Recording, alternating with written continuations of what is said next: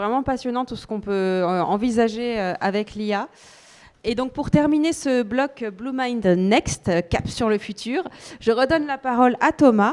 Je vais mettre ta presse. Hop, tiens. Alors, c'est celle sur le programme Le Tigre résilient dans le moteur. Mais on a changé le titre quand même. On a fait un truc un peu plus classique. Alors, je vais continuer un petit peu l'histoire que j'ai commencé ce matin. Ce matin, j'ai commencé à vous raconter l'histoire, tout ce qu'on a fait pour passer de la version 4 à la version 5. Mais je pense que vous avez pu sentir ce matin qu'on suivait un cap à rendre le produit plus solide. Et en fait, on veut atteindre, on va pas se cacher, le même niveau de résilience logicielle en fait que ce qu'on a aujourd'hui avec Exchange. Donc, je vais essayer de vous faire toucher du doigt en fait ce qu'on est en train de mettre en œuvre en fait pour avoir le même niveau de résilience logicielle qu'Exchange et de pouvoir se passer des solutions de virtualisation et de leurs fonctionnalités pour pouvoir donner les mêmes fonctionnalités. Donc, si on regarde un déploiement traditionnel BlueMind sur une petite installation entre 0 et 200 utilisateurs, on va avoir une VM BlueMind simple, un mono VM avec les différentes briques du BlueMind.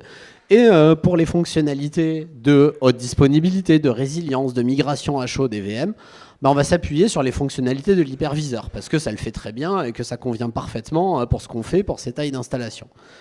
Si on s'avance un petit peu sur une installation un tout petit peu plus grosse, qu'on va jusqu'à 3000 utilisateurs, là mon BlueMind il prend un peu plus de place en fait sur les hyperviseurs. J'ai commencé à le découper, j'ai commencé à mettre plusieurs machines virtuelles, j'ai commencé à séparer ma partie core qui prend les requêtes utilisateurs, à séparer mon Postgre, à séparer mon élastique et pour les recherches full text, et je m'appuie toujours sur les fonctionnalités de mon hyperviseur, VMware ou autre, un Proxmox ou ce que vous voulez, pour toujours tout ce qui est achat, résilience, migration à chaud des machines.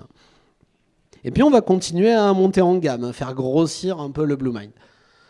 Là, je vais faire grossir mon BlueMind, je vais commencer à monter à 10 000 utilisateurs. Donc là, j'ai déjà eu besoin de plusieurs hyperviseurs, plusieurs machines physiques. Donc là, j'ai un gros corps qui commence à occuper toute une machine. Je commence à avoir une grosse base de données Postgre qui va prendre toute une machine aussi. Et un gros serveur, un gros cluster élastique. L'élastique, lui, il est déjà, comme on dit, cloud native. On s'est déjà découpé la partie élastique pour faire du cluster résilient. Donc sur la partie Elasticsearch, on n'a pas trop de soucis. Voilà. On a aussi des limitations qui sont inhérentes en fait à la technologie de virtualisation. La technologie de virtualisation, elle nous sert énormément aujourd'hui chez BlueMind. Elle est magique, elle nous permet de déplacer des machines. Elle nous fournit toutes les fonctionnalités de haute dispo. Elle nous fait redémarrer les machines ailleurs quand on a un problème avec les machines. Mais elle nous impose aussi des petites contraintes. Elle nous impose d'utiliser par exemple des stockages réseau. Les stockages réseau, c'est bien, c'est magique, c'est comme ça qu'on retrouve les VM de l'autre côté, qu'on change de site, qu'on change de data center.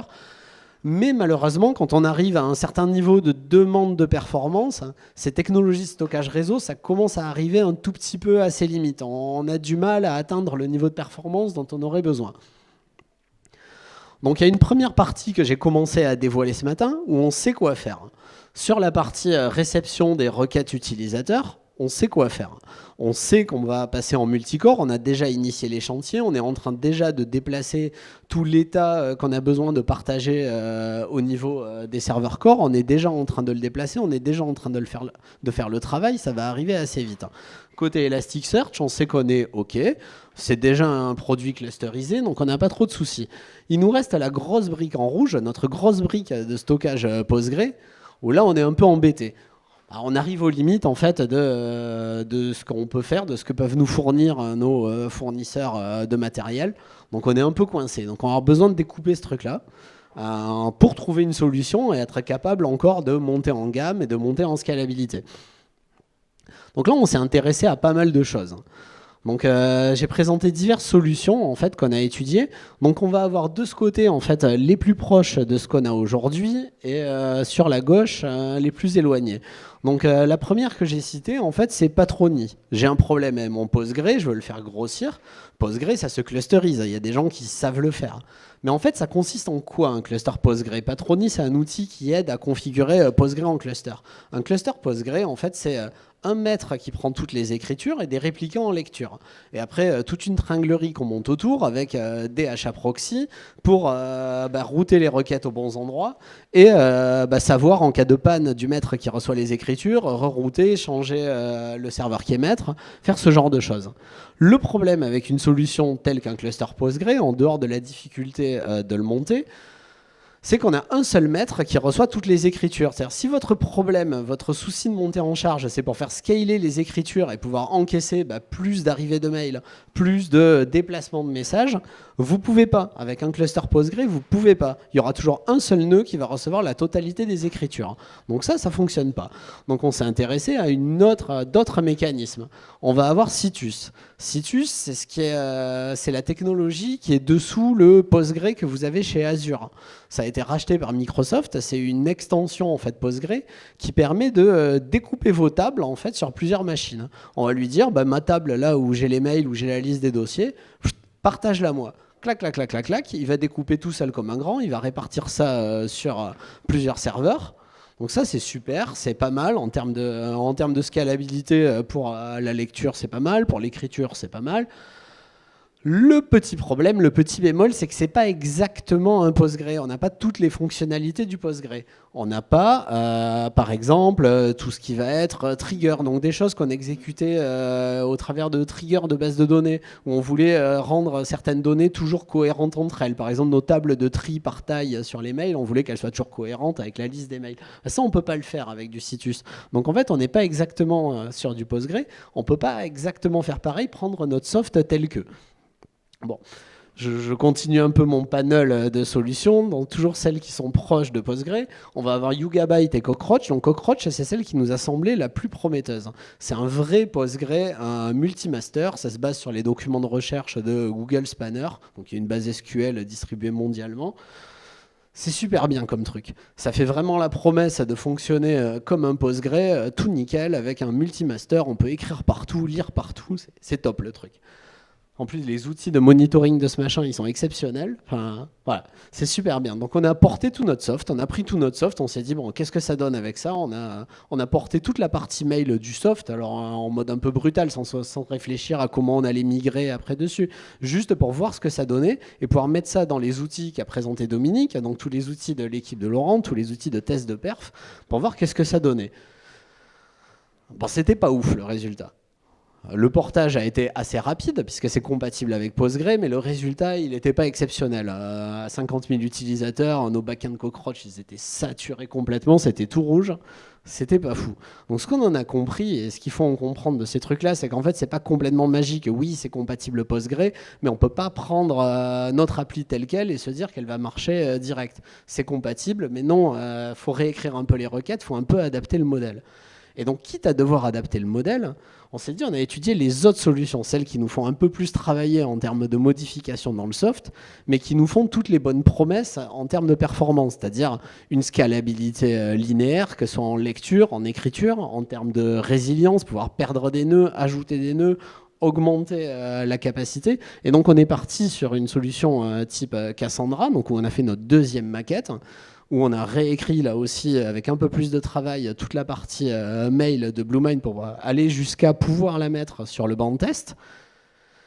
Et là, c'était le jour et la nuit. C'est-à-dire on avait des serveurs qui étaient à 15% d'utilisation pour exactement le même résultat qu'avec Cockroach, où le Cockroach, il avait les yeux qui saignent, il n'arrivait plus à répondre aux requêtes, et le Cassandra, il bougeait pas, ça marchait parfaitement bien.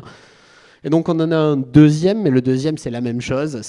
ScyllaDB, c'est une réimplémentation de Cassandra, pour avoir encore plus de performance et maximiser l'utilisation de vos infrastructures.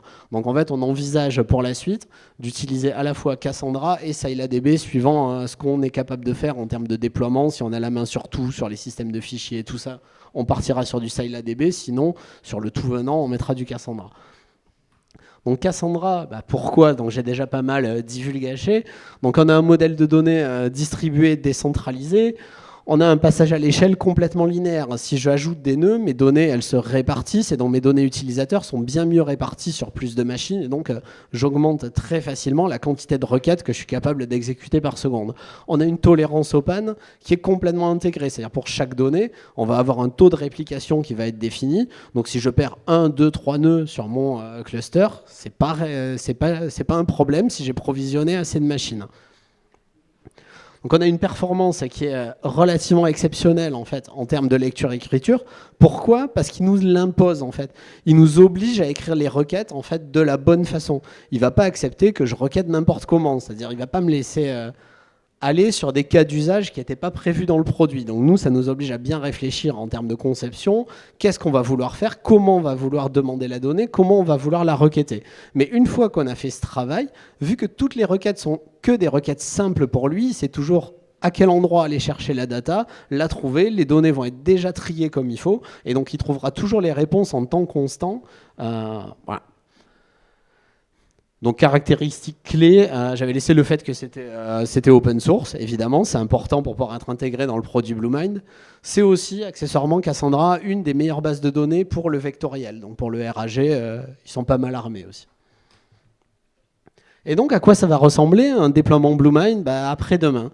Donc ça sur la gauche, mes 3 corps que je vous ai déjà divulgachés ce matin, avec leur cluster multimètre Redis pour retrouver les sessions des utilisateurs et que quel que soit que le corps que je perds, je retrouve toutes mes données, je retrouve tous mes brouillons, je retrouve tout ce qu'il faut. J'ai toujours mon stockage durable avec mon S3 pour trouver tous mes messages. J'ai toujours mon cluster élastique qui est déjà présent dans Bluemind.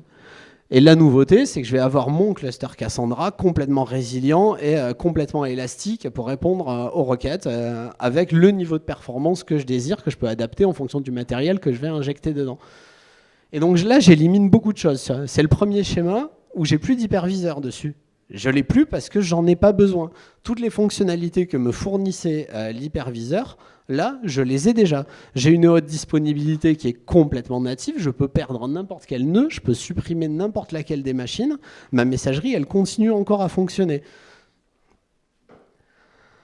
Donc, j'ai pas besoin non plus de stockage partagé. Si je veux utiliser des machines physiques, je peux. Quel avantage je vais avoir à utiliser des machines physiques? C'est que je vais avoir des disques locaux qui ont une performance nettement supérieure à ce que j'aurais avec des baies de stockage accédés avec un lien gigabit un peu douteux.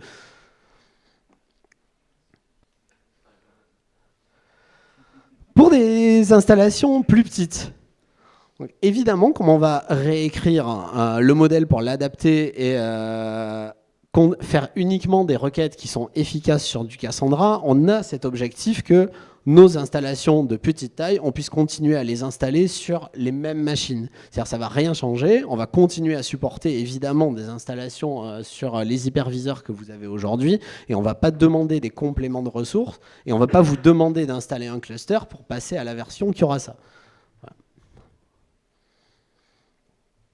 Donc enfin, qu'est-ce qui nous manque? Quand est-ce que vous allez avoir ça? Alors, non, je ne vais pas vous donner de date, mais qu'est-ce qui nous manque aujourd'hui? On a encore des petites finitions à faire sur la partie multicore, hein, principalement sur tout ce qui est routage, savoir bien détecter quels sont les serveurs en panne, où envoyer les requêtes, voilà. Donc, il y a des petites difficultés là-dessus, on arrive un peu aux limites de ce que c'est faire le Nginx open source aujourd'hui dans la façon dont on veut gérer le routage des requêtes dans Bluemind. On a besoin de faire des choses sur de l'élection de leader. Par exemple, aujourd'hui, Bluemind, le core, c'est lui qui lance les backups de Bluemind. On n'a pas envie que quand on va être en multicore, on lance 3 fois le backup à 2 h du matin. Donc ça demande des choses. Ça demande de la coordination pour qu'il y en ait un qui soit maître et qui dise « Ok, le backup, c'est moi ». Par contre, il faut que cet outil fasse ce qu'il faut. Si le corps qui avait lancé le backup il s'arrête, il faut que ce soit l'autre qui relance le backup. Voilà. Donc ça, il y a des petites choses à faire. On a besoin de le traitement qu'on fait sur le multicore, il faut qu'on fasse exactement la même chose en fait côté MAPI pour que ce soit complètement transparent pour les Outlook. Et on va avoir besoin d'outillage supplémentaire. Quand on va avoir 3 corps, 3 bases de données, 3 élastiques, vous avez des logs de partout. Donc pour que ce soit exploitable, on va devoir intégrer dans notre solution aussi, compléter la couche de supervision qu'on a aujourd'hui pour ajouter les agrégateurs de logs qui vont bien et tout ça, pour être capable de centraliser et voir toutes les remontées des problèmes à un endroit simple. Et pas devoir passer sur chacun des serveurs, surtout s'il y en a plus, pour savoir où est-ce qu'on en est. Voilà. Et enfin, la stratégie de migration. Donc, on a déjà 2 stratégies de migration en fait qui fonctionnent, qu'on saurait faire en fait dès aujourd'hui. D'une part, celle au travers de BM Migrator, parce qu'il fonctionne au travers des API. Donc, il va aspirer un BlueMind d'un côté, réécrire au travers des API, mais on aura les mêmes API sur le BlueMind avec du Cassandra en dessous. Donc là, on saura transférer les données, ça va repeupler en Cassandra. Et on a aussi la technique au travers de Kafka et des clones, où là, on est capable de réingérer les données venant depuis Kafka directement dans la version qui s'appuie sur un stockage Cassandra. Voilà. Et la stratégie in place, donc c'est là où on a besoin d'affiner les choses pour le faire sur une seule machine, savoir faire cohabiter le Cassandra, le Postgre et transférer les données de manière incrémentale. Donc c'est là où on a encore un peu de travail à faire. Voilà, merci.